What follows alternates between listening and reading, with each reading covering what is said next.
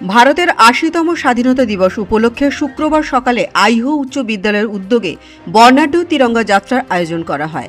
বিদ্যালয় প্রাঙ্গণ থেকে এই যাত্রার সূচনা হয়। এতে বিদ্যালয়ের ছাত্রছাত্রী, শিক্ষক ও শিক্ষিকারা অংশগ্রহণ করেন।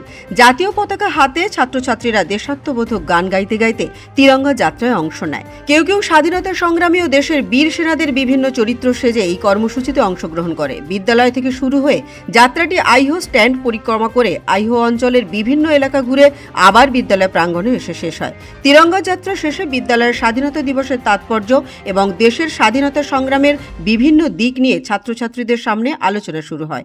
আমরা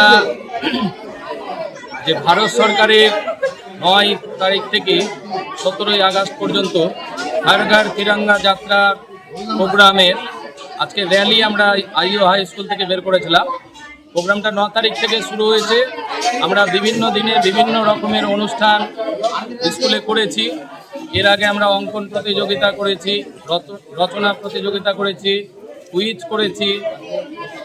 তারপর আমরা স্বাধীনতা সংগ্রামের যে আন্দোলন, সেই আন্দোলনের ভিডিও ক্লিপ বিভিন্ন ক্লাসের ছেলে মেয়েদেরকে আমরা দেখিয়েছি। কোথা থেকে শুরু হয়েছে আজকে?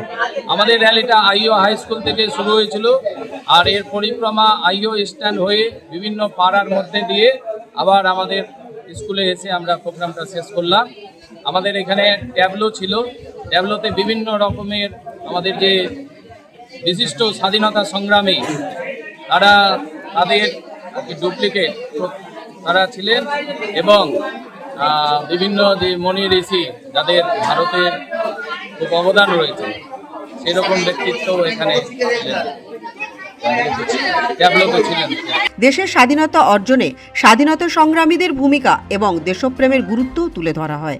এদিনের কর্মসূচিতে উপস্থিত ছিলেন আইহো উচ্চ বিদ্যালয়ের প্রধান শিক্ষক অভিজিৎ মিত্র, আইহো চক্রের এসআই সম্পদ পাল, সহ শিক্ষক চঞ্চল কুমার মিশ্র সহ বিদ্যালয়ের অন্যান্য শিক্ষক, শিক্ষিকা ও কর্মীরা।